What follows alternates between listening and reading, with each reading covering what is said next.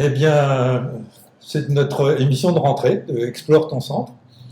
Ça va être notre 20e émission, ça commence à faire, 20e émission mensuelle.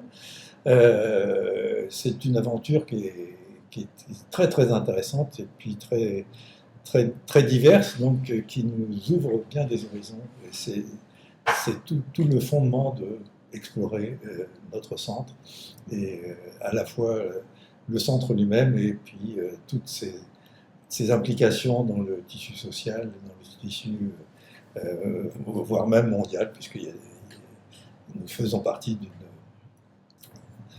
d'un groupe qui s'appelle Shambhala International, donc, avec des implications au-delà de nos frontières. C'est très intéressant. Aujourd'hui, donc, j'accueille Isabelle Mailly. Bonjour Isabelle. Bonjour. Rebonjour plutôt. Isabelle est membre de notre conseil de gouvernance, elle s'occupe de la communication, mais je vais la laisser se présenter elle-même parce que j'aurais peur de dire des bêtises, comme d'habitude.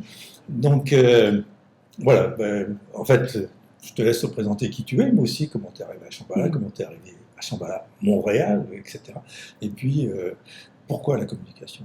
Alors, c'est une grosse question, mais on a tout le temps qui soit. Tout à fait. En fait, je suis arrivée à Shambhala par des voies différentes de celles à laquelle on peut penser. J'étais au bout d'une vingtaine d'années de pratique dans mon travail, où j'accompagnais des groupes dans des processus de changement. J'étais arrivée à un moment où je me posais des questions et je ne trouvais pas ces réponses-là dans la pratique même. Donc, dans mon travail comme tel, il m'arrivait d'avoir des expériences qui m'amenaient à dire, mais comment est-ce qu'on peut faire pour que des groupes très différents les uns des autres soient dans de bonnes conditions pour être capables de travailler ensemble et que ce soit peut-être plus facile que ça ne l'est. Et puis comment est-ce qu'on peut faire pour accompagner le changement, pour faciliter ces processus-là, de telle sorte à ce que ça ne soit pas vécu par les personnes comme étant finalement une injonction à changer, à savoir qu'on les force de l'extérieur, là je parle d'un contexte professionnel, qu'on les force par exemple par une obligation hiérarchique à changer de manière de faire. Et c'était des questions importantes parce que je savais, je le voyais, je le vivais, ça menait et ça mène à beaucoup de souffrance en fait, beaucoup. Alors j'avais ces questions-là et puis c'était traversé beaucoup par des considérations éthiques qui allaient jusqu'à dire mais est-ce que finalement c'est légitime de créer de la souffrance pour d'autres personnes dans un contexte comme celui-là? Alors j'avais pas la réponse à tout ça bien sûr, il faut s'arrêter un peu pour être capable d'y voir plus clair. Et dans mon cas, ça peut être différent d'une personne à l'autre, mais dans mon cas ça a pris la forme d'un doctorat, en fait, que j'ai voulu faire pour faire le point sur ma pratique. Donc, il y a ça. Et puis, si je remonte plus loin en arrière, dans ma propre petite histoire personnelle, disons que je suis restée fâchée avec le catholicisme et que j'avais pour autant des désirs, des besoins, des envies de vivre d'une manière plus éclairée, même si c'était tout à fait inconscient pendant très longtemps. Et donc j'arrivais à ce point-là, pour faire une histoire courte, et c'est à ce moment-là que la personne qui supervisait mon doctorat m'a pointé vers un institut d'été qui avait lieu. Là, on était en 2003. Et cet institut d'été, c'était le Shambhala Authentic Leadership Summer Institute qui était donné à Halifax. Et j'y suis allée. Et ça a été une expérience pendant vraiment toute une semaine où j'ai été en contact avec des gens d'un peu partout sur la planète, quelques centaines de personnes, qui se posaient tous, toutes des questions de cette nature-là, évidemment très différentes dans la formulation, mais qui se posaient toutes sortes de questions et qui voulaient peut-être essayer d'entrevoir autre chose que ce qui était monnaie courante, donc les pratiques habituelles qui avaient cours dans les organisations à ce moment-là. Et c'est lors de cette semaine-là que j'ai fait la connaissance, entre autres, d'Otto Scharmer et de plein d'autres personnes. Il y avait Peter Senge, il y avait Arawana Hayashi qui était là, il y avait d'autres personnes, dont plusieurs de Shambhala.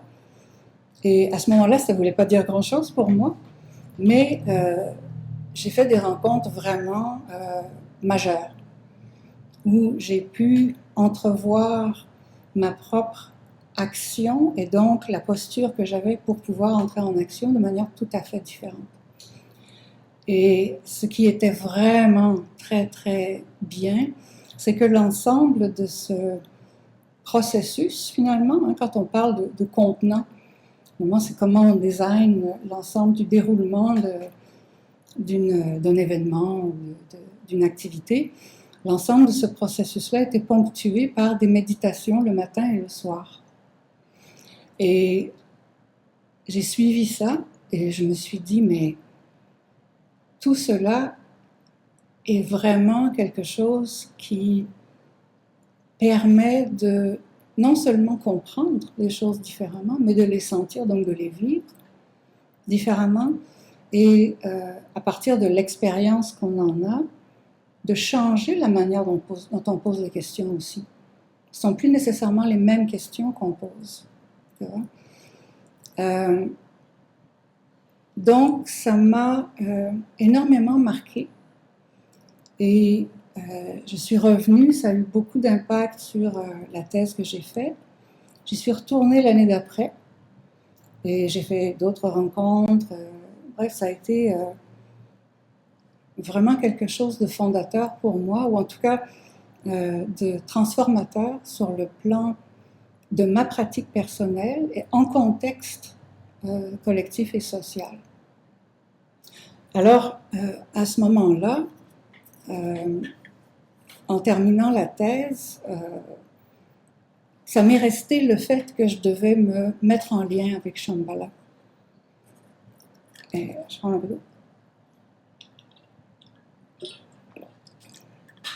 Et j'ai pu le faire une fois que ma thèse a été terminée, uniquement en 2008. Et donc moi, l'expérience que j'avais eue de ce qu'était Shambhala était quasiment entièrement centrée sur le lien entre le personnel et le collectif. Et comment, en se transformant soi-même et en adoptant, en mobilisant des pratiques qui sont cohérentes avec ça, on peut accompagner le changement, mais pas d'une façon qui force un changement imposé sur les gens, mais plutôt qui crée des conditions pour que quelque chose, ce qui peut émerger par les personnes en question, puisse advenir. C'est la notion de société éveillée de Shambhala. C'est exactement ça. Alors, quand je suis arrivée à Shambhala Montréal en 2008, j'arrivais avec ça dans le cœur. Et je n'ai pas trouvé ça ici. Je ne l'ai pas trouvé du tout, du tout. Alors, je cherchais quand même. Et ça m'a amené à, bien sûr, à me poser plein de questions sur ce que c'était, ce que j'avais vécu là-bas, ce que je vivais ici. Et finalement, j'ai fait ces recherches-là, ces découvertes-là en parallèle pour faire moi-même le lien entre le personnel et le collectif. Donc en gros, c'est un peu comme ça que les choses se sont déroulées. Je suis devenue prof à l'UQAM en communication, dans la faculté de communication, et le gros de mes recherches et de l'enseignement que j'ai fait a porté là-dessus, sur le changement personnel, le changement collectif, l'ensemble des pratiques qui sont pertinentes dans cette lignée, dans cette posture-là, disons. Parce qu'il y a des pratiques qui ne le sont pas. Alors, voilà. Ce qui fait que ça m'a amené à développer, par exemple, des enseignements sur comment appliquer la théorie U de Sharma dans un projet d'innovation sociale. Donc un cours d'une semaine pour des étudiants qui avaient envie de faire quelque chose dans leur milieu. Et donc je les accompagnais à développer, donc démarrer, initier et développer des projets comme ceux-là. Donc en gros, je peux dire que c'est ça, il y a une rencontre entre ce qui m'habitait et Shambhala, puis finalement, ce que je cherchais au départ, je l'ai trouvé en cherchant par moi-même, mais en tissant toujours des liens entre la transformation personnelle et ce qu'il est possible de faire sur le plan collectif. Voilà. Et le rapport entre tes activités universitaires et tes activités Shambhala, comment as-tu pu gérer ça? Est-ce que c'est gérable d'abord? Parce que ce sont deux mondes qui sont quand même pas mal différents, disons-le, et mais qui en même temps, c'est des êtres humains de part et d'autre, donc il doit y avoir quelque chose de commun. Donc, comment tu as pu gérer ça, ce grand écart entre les deux, tout en gardant le lien, puisque tu es là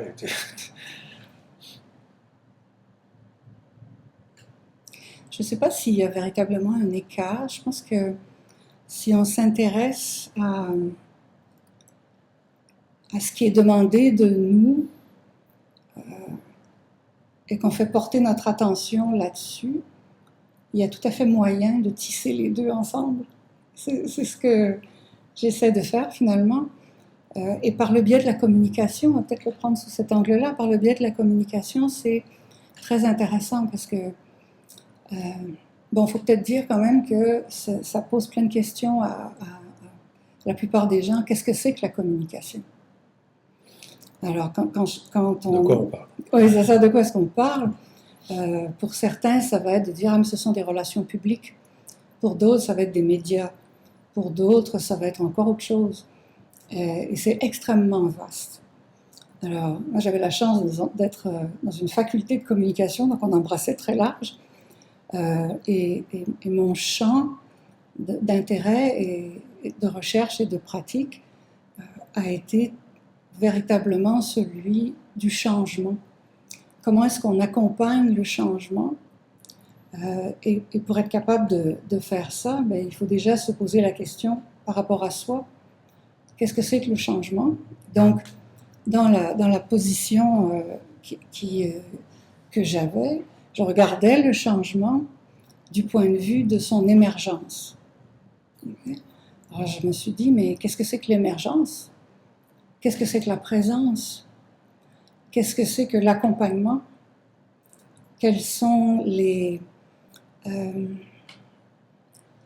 éléments de la nature de ce contexte ou de ce processus de changement qu'on est amené à créer quand on le facilite? De quoi c'est fait tout ça? Par le rôle que j'avais, j'ai fouillé dans tout ce qui avait été écrit à ce sujet-là et j'ai bien vu les liens entre, par exemple, des recherches que quelqu'un comme Kurt Lewin, qui est un psychologue social, je pense, qui dans les années 40-50 s'est penché sur ce qu'il a nommé, lui, les champs de force. champ de force, force field. Et il y a une dimension des champs de force qui porte sur le collectif, donc le champ social. Quand on regarde un petit peu de quoi c'est fait, en fait, c'est comment est-ce qu'on travaille avec l'énergie d'un groupe pour faire en sorte de porter cette énergie-là, la susciter, la porter, sentir les flux d'énergie qui se passent, maintenir l'ouverture et faire en sorte de cerner les nœuds ou les tensions pour apporter, quand c'est nécessaire, des impulsions qui vont faire en sorte que ça puisse se dénouer. Alors ça, c'est extrêmement intéressant comme idée, parce que quand on enseigne, eh bien, on est avec un groupe. Et ça s'applique n'importe où, dans n'importe quel contexte. Donc à Shambhala aussi, quand on enseigne, ben, on est avec un groupe. Donc qu'est-ce qui se passe sur le plan de l'énergie? J'ai été amenée aussi à essayer de trouver d'autres aspects de tout ça. Et je suis allée fouiller du côté de la philosophie japonaise, un philosophe qui s'appelle Kitaro Nishida, qui a beaucoup travaillé sur la notion de ba. Et la notion de ba, c'est la notion du contexte. Ba, c'est le ba ou c'est un mot japonais? Ba, c'est le mot japonais. Ba, B-A. Hein? Souvent, on entend parler du ma, donc l'interstice, le moment de calme entre deux. Certains vont appeler ça la liminarité, le seuil. Alors que le ba, c'est véritablement travailler sur les conditions pour que quelque chose en émerge. Alors, travailler sur les conditions, c'est quoi? Ben, les conditions du changement. Quels sont les leviers qu'on a? On a l'énergie. On a, si on part du champ de force, on a l'espace. L'espace, il est physique, mais il est aussi relationnel. Comment on travaille avec l'espace physique? Comment on travaille avec l'espace relationnel? Et toutes ces considérations-là. Donc, j'ai fait ça dans plein de travées différentes pour essayer de mieux saisir ce qu'est le changement émergent. Maintenant, si je reviens à la communication, ben, mon champ de recherche, c'est le changement émergent. Donc, comment faire pour apprendre plus, développer des connaissances basées sur l'expérience? Une des bonnes idées, c'est de faire de la recherche-action. Autrement dit, avec les autres, avec les personnes, faire l'expérience de quelque chose et en dégager ensemble ce que l'on peut formuler, donc les traces de cette expérience-là, pour en apprendre quelque chose tout simplement. Ce qui m'a amené aussi à dire, mais qu'est-ce qu'on fait de ces traces-là? Quelle est leur forme? Quelle est leur nature? Comment est-ce qu'on peut partager ces connaissances? Comment est-ce que c'est ce qui va devenir des enseignements pour d'autres? Comment est-ce qu'on passe les savoirs d'une personne à l'autre? Voilà, donc la communication, pour moi, dans mon champ, c'était ça. Il y a à la fois les implications fondamentales, et puis il y a les implications physiques, techniques, organisationnelles, je veux dire, chez nous. Ouais. Et comment on passe de l'un à l'autre, surtout dans le Shambhala, où on retrouve les énergies sous la forme de drala, etc., que certains appellent l'égrégore, c'est-à-dire l'énergie d'un groupe, l'énergie au sens vital. Donc ça ne doit pas être simple. Passer de la théorie à la pratique, et c'est ce que tu as travaillé majoritairement, d'après ce que j'ai pu constater. Ben, en fait, je ne suis pas passée de la théorie à la pratique. C'est la mise en pratique. Je suis passée de la pratique au questionnement de cette pratique, ce qui amène à, pour le rendre intelligible, à procéder autrement que simplement en restant dans l'expérience. Donc, pour être capable de rendre intelligible et transmissible et partageable ce qui est issu de l'expérience, ben, il y a d'autres formes, tout simplement. C'est sûr qu'à l'université, on va dire oui, il y a des concepts et juste des concepts et des théories. Oui, mais c'est basé sur quoi? C'est basé sur le fait qu'on regarde les phénomènes, on travaille avec les gens, on leur pose des questions, on vit les choses avec eux, et on est amené à partir de là à dire mais qu'est-ce qui ressort de tout ça? On pourrait dire que le travail des chercheurs, c'est ça aussi. Donc c'est pas... Il faut faire attention, il y a quand même une petite nuance à faire.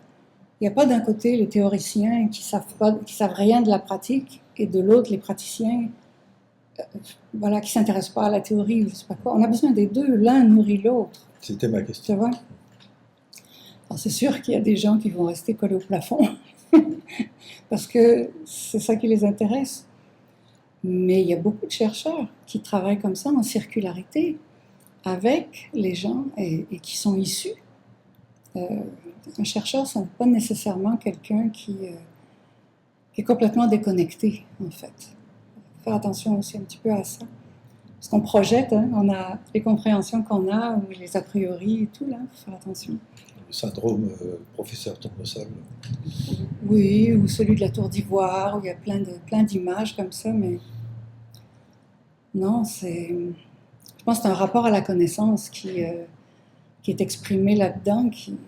Voilà. Alors, tu me posais la question sur l'aspect de la technique ou l'aspect organisationnel. C'est sûr que la communication, elle traverse tout. Et quand on regarde l'organisation, moi j'ai travaillé longtemps en organisation, hein, donc l'organisation pour moi elle est constituée de la communication qui s'y produit. Parce que s'il n'y a pas de communication, pouf, ça s'écrase tout simplement. Donc elle prend toutes sortes de formes, cette communication-là, et elle est toujours vivante. Toujours vivante. Quand on essaie de l'arnacher, quand on essaie de la casser, il y a toujours des effets qui viennent avec ça.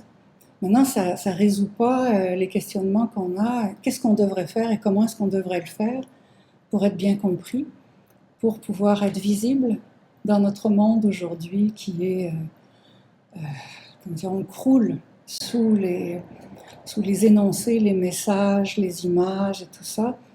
Et c'est devenu extrêmement difficile de naviguer là-dedans. Vraiment très difficile. Mais il n'empêche qu'on a besoin de ça. Alors, selon moi, Shambhala a beaucoup de choses à dire.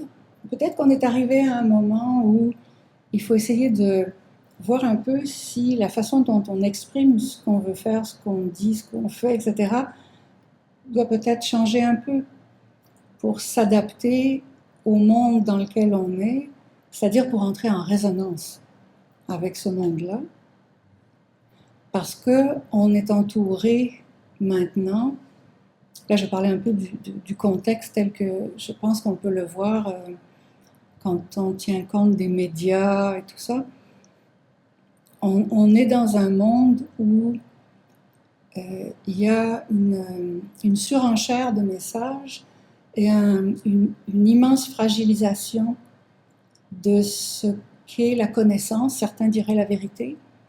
Hein, on est beaucoup de gens qui disent on est dans une ère de post-vérité, avec tous les problèmes que ça cause. Alors, comment est-ce qu'on peut assurer une présence? Là, c'est plutôt une présence médiatique, mais n'empêche, il faut qu'elle soit compréhensible et qu'elle rejoigne des gens. Et il y a énormément autour de nous, énormément de gens qui offrent des services qui ont l'air d'être assez proches de ce qu'on fait. C'est une apparence. Parce que beaucoup vont du côté de ce que certains auteurs appellent la Mech Mindfulness, hein, comme McDonald's. Là, Mech Mindfulness, ça devient les solutions rapides et les miracles et tout ça. Là. Apprenez à arrêter vos pensées. Oui, c'est ça. Et puis devenez instructeur de méditation en une fin de semaine, des choses comme ça. Là. Il y a même des applications Google pour apprendre à... En tout cas, il y a tout. Donc, la question qu'on peut se poser d'un point de vue communication, c'est qu'est-ce qui nous distingue, comment on va le formuler et comment on va amener ce message pour qu'il soit perçu de l'extérieur.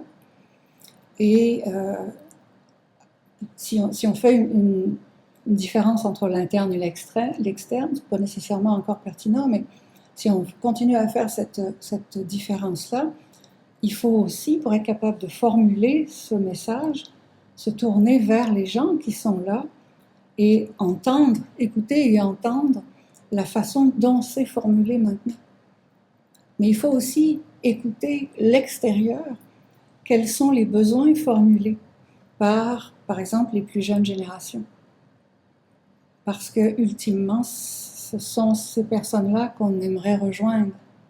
Donc ça, c'est un petit peu ce qui m'habite du point de vue communication pour arriver à formuler, aussi bien du point de vue de la substance que de la forme, donc quel médium et quel énoncé, finalement, est-ce qu'on va choisir pour parler de ce qu'on est, de ce qu'on fait, de façon à ce qu'il puisse y avoir un petit intérêt, une petite lueur.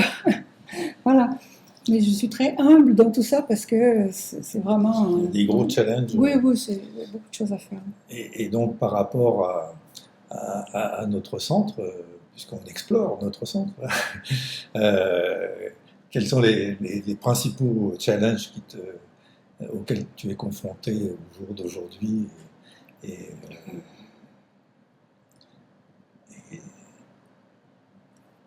à la fois dans la communication interne et dans la communication externe, on parlera après des moyens, mais déjà au niveau des challenges de départ. Je pense qu'il y a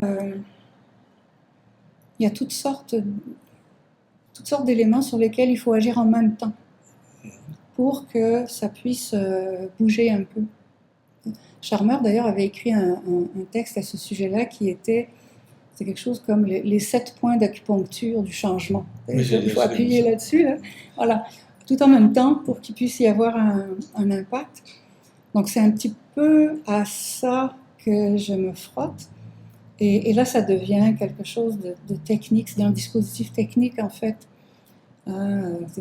Des choses comme nos listes de contacts, comment on s'organise, quels sont les processus qui vont nous amener, enfin bref, pas entrer dans la cuisine de tout ça, mais c'est ça, je pense que je suis, si on était dans un bateau, pour l'instant je suis dans la cale, en train d'essayer de mettre en place des petites choses pour qu'ensuite on soit capable peut-être de prendre le vent un petit peu plus, s'il y a du vent. Voilà, c'est surtout ça.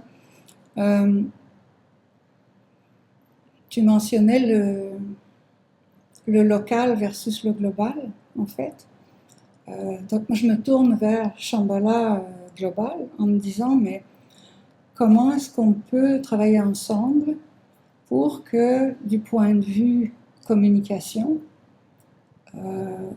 on ait ce qui nous aiderait justement à prendre le vent. Je reçois de l'aide de leur part. En même temps, j'ai l'impression que, mais vu de ma fenêtre, j'ai l'impression que ils pédalent très fort aussi pour essayer d'avancer et de nous fournir des moyens. Et puis parfois, on reste peut-être un peu sur notre faim. Alors, voilà, c'est pour ça. Je crois qu'il faut faire ce qu'on peut faire. Après, il faut être inventif, disons. Il faut être inventif. Ouais. Et donc, dans ce qu'on peut faire, avec ce qu'on a, puisqu'on est quand même tous bénévoles, et puis on n'a pas un staff payé, on a des bénévoles merveilleux qui travaillent énormément, mais on ne peut pas non plus abuser de leur gentillesse et de leur disponibilité, et ça crée des facteurs limitants, en fait. Ouais. Et donc, comment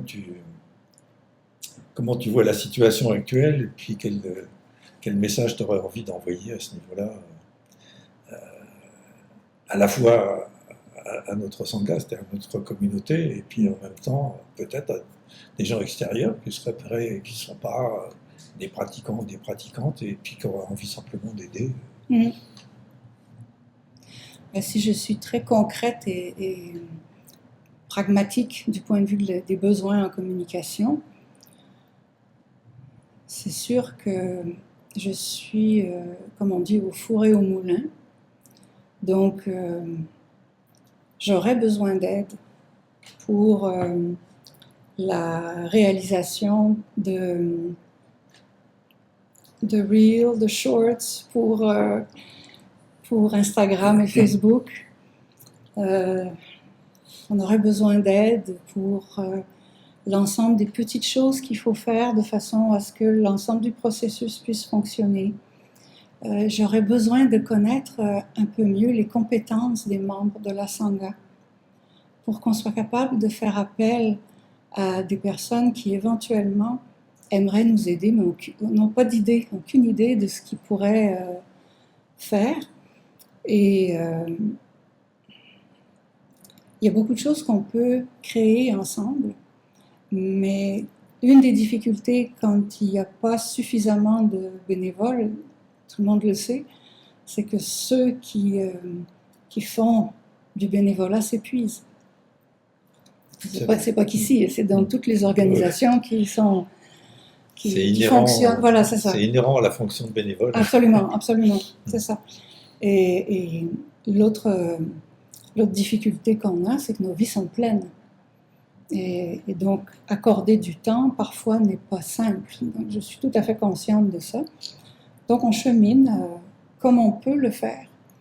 Et je pense que c'est important de donner l'énergie de ce côté-là, parce que l'intention de tout ce qu'on fait pour l'instant en communication, c'est d'arriver justement à identifier les personnes qui souhaiteraient découvrir qu'elles peuvent entreprendre une démarche qui est véritablement une démarche de transformation et non pas une pilule miracle pour tout à coup devenir éveillé. Ça s'appelle du speed, c'est autre chose. Donc là, une véritable transformation, comment est-ce qu'on parle de tout ça? C'est le travail qu'on doit faire. Comment est-ce qu'on l'amène à d'autres pour pouvoir entrer en contact? Donc on a besoin de personnes qui sont à l'aise ou qui ont déjà un peu de kilométrage en marketing, en médias sociaux, en stratégie média. On orchestre plein de choses, mais on a besoin d'un coup de main. On a besoin de personnes qui vont finalement faire en sorte que les leviers sur lesquels on veut agir puissent être bien huilés. Oui, ne serait-ce qu'en conseil. Oui, tout à fait. Tout à fait. Oh, oui. Donc, il y a de quoi faire. Et donc là, on parle surtout de la communication externe, et parce que tu es aussi à la charnière entre l'externe et l'interne, et on en a un peu parlé là de l'interne, mais on va développer un peu ce côté-là. Au niveau du côté interne, il y a aussi pas mal de défis. On a parlé justement du côté limité de l'exploitation entre guillemets des bénévoles, et à la fois côté compétences, mais aussi au niveau disponibilité.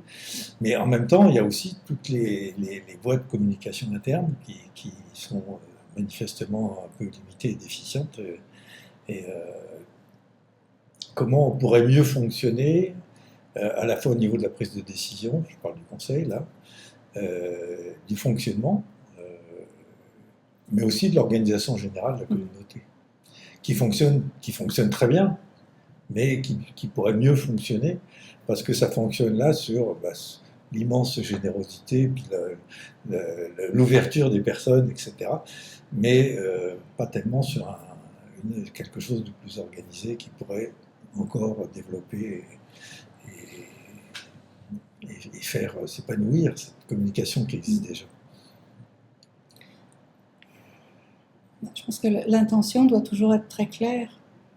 Pourquoi est-ce qu'on fait ce qu'on fait? Après, on peut se poser la question, comment est-ce qu'on va le faire? Et donc, ça amène à aborder la question des modes de gouvernance. Donc, est-ce qu'on est... La vraie question, c'est est-ce qu'on est organisé comme il faut? C'est ça. Selon nous, hein, c'est pas selon une seule personne, mais selon nous, pour que ça fonctionne bien. Donc, ce sont des questionnements qu'on peut avoir, et puis il y a plusieurs options. Au sein du conseil de gouvernance, on a commencé à parler de sociocratie. Shambhala en parle et a déjà fait des passages au mode de gouvernance sociocratique dans quelques sanghas. Donc, on a déjà de quoi s'inspirer. Mais on peut aussi adapter les choses en s'inspirant de différentes expériences et différents types de processus pour faire quelque chose qui est à notre sauce aussi. Il ne faut pas simplement plaquer ce qui vient de l'extérieur, parce que peut-être que ce n'est pas tout à fait ça qui fonctionnerait pour nous. Donc il faut réfléchir à ça collectivement, selon moi. Et ensuite,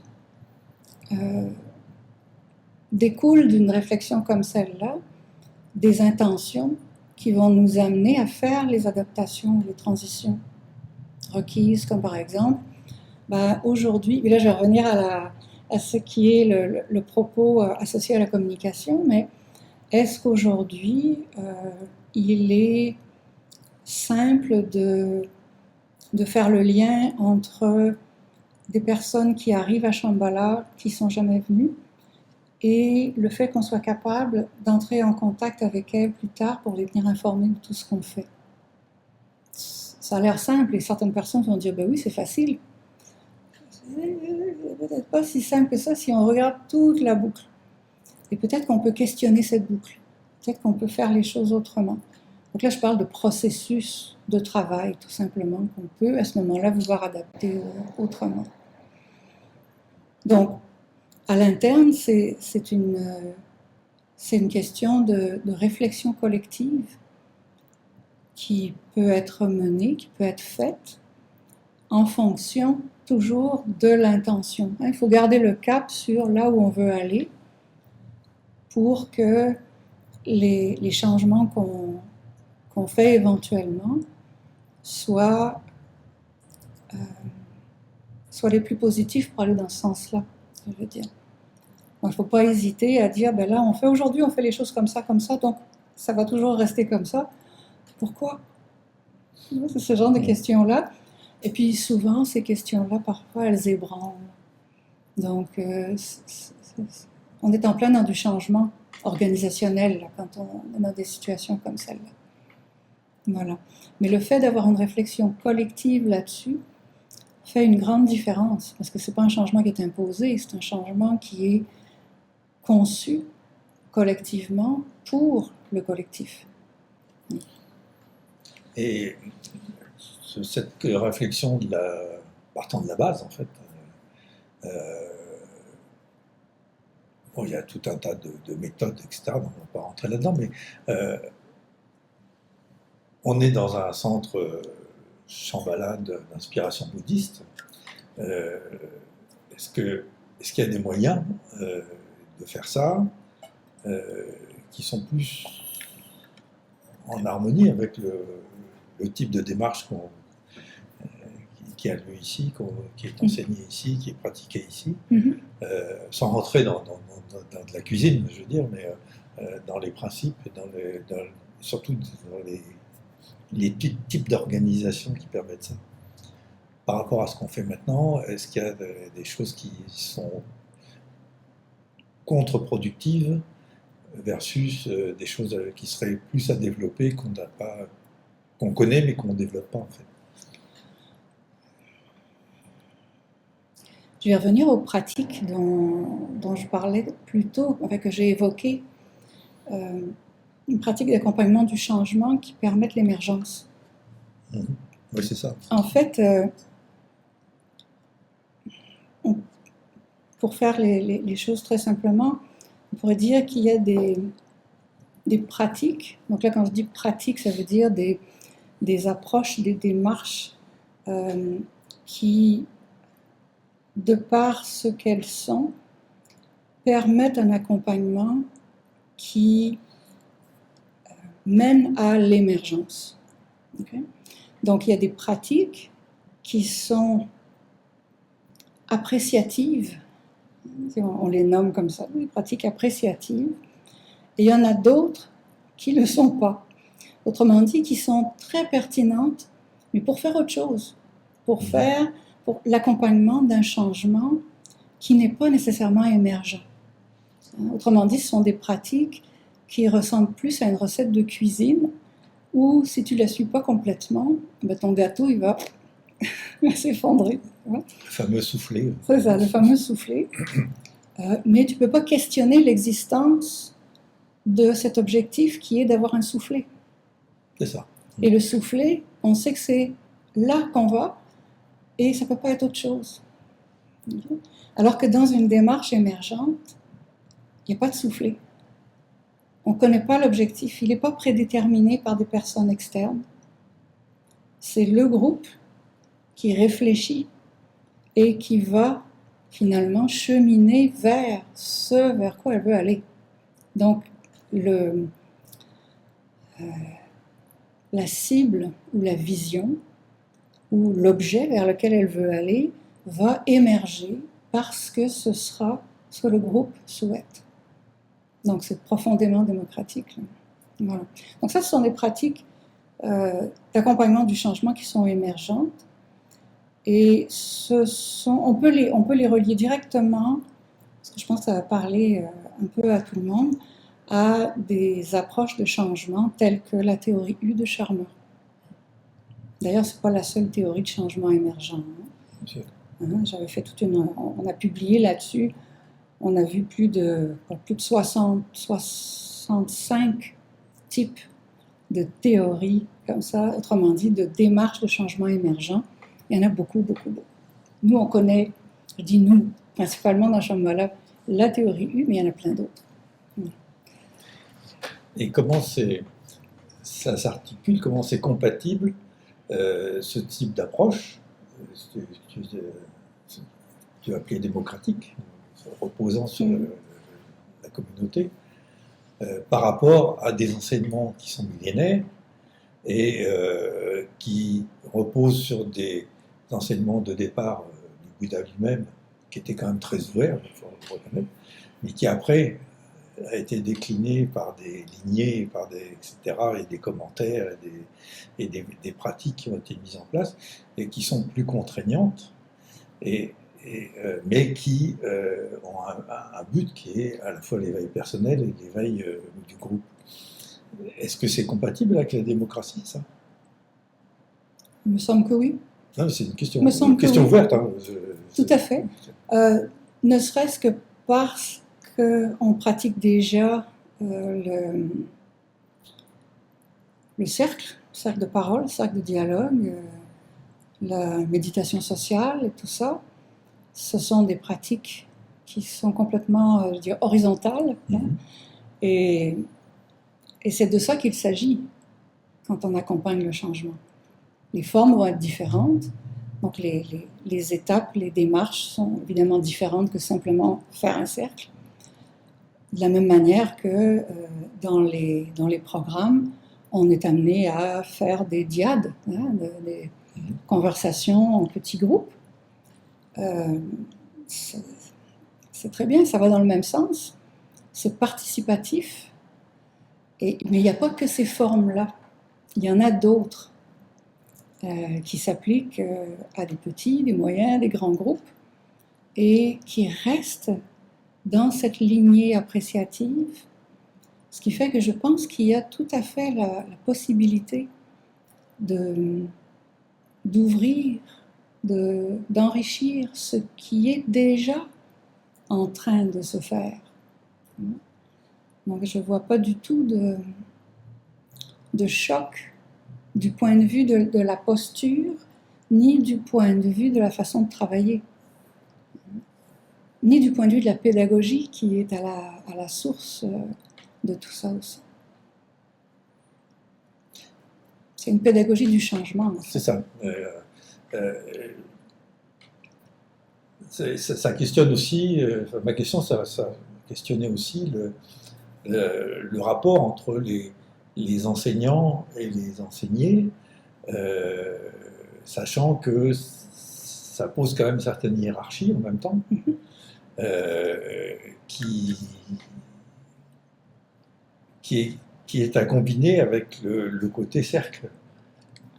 Et comment ces deux mondes se rejoignent, c'est-à-dire le côté circulaire et le côté vertical. Là, le lien mais là, tu abordes quelque chose qui est, d'une certaine façon, complètement inclusif dans ses pratiques appréciatives. Autrement dit, si tout est horizontal, les gens qui participent, tout est horizontal, c'est-à-dire du point de vue du rapport hiérarchique, à ce moment-là, dans un cercle, ça n'est pas la fonction, le poste et son positionnement dans la hiérarchie qui va être appelé dans la participation dans le cercle, mais bien l'expérience humaine vécue au présent, basée sur l'expérience évidemment. On n'est pas, voilà. Mais ça n'est pas ce que certains pourraient peut-être vivre, puis là je m'avance parce que c'est peut-être pas ça qui est vécu, mais il me semble parfois comme une carapace. Et donc c'est pas ça qui est mobilisé. Dans des pratiques comme celle-là, on laisse la carapace à côté. C'est tout le rapport entre l'être et la fonction. Ben voilà, c'est ça. Par contre, il faut pas omettre le fait que dans tout ce qu'on fait, on est traversé par les rapports de pouvoir.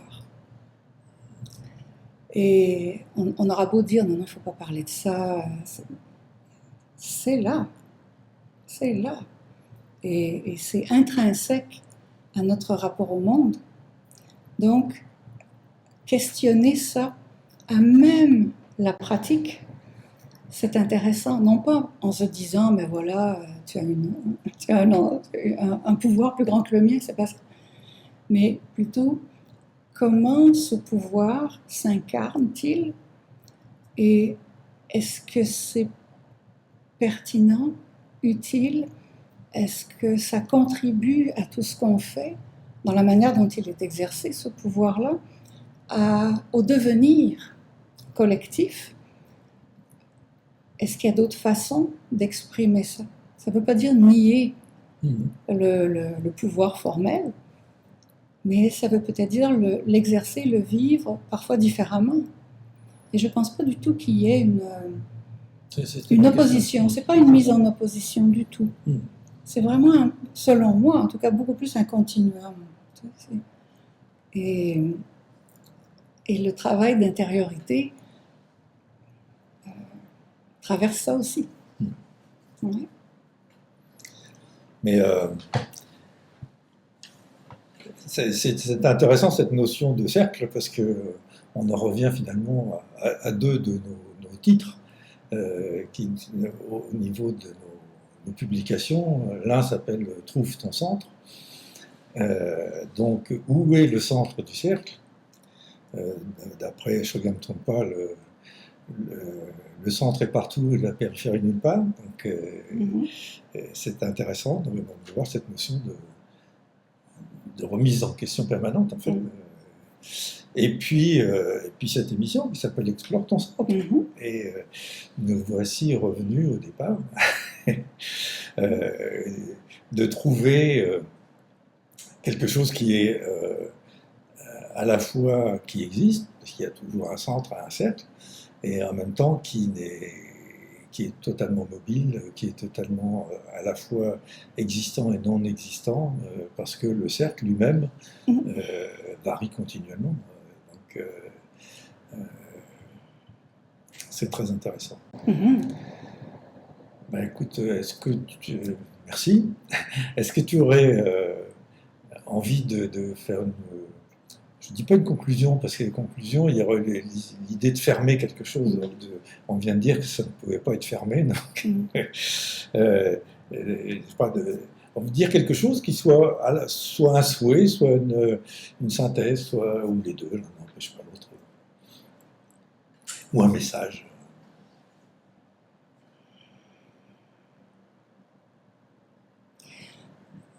Ce à quoi je pensais en arrivant ici tout à l'heure, c'était à une exposition que j'avais visitée il y a longtemps, qui était faite par Yoko Ono, l'artiste qui était avec John Lennon. Et elle avait intitulé son exposition du titre de la chanson de Lennon, qui était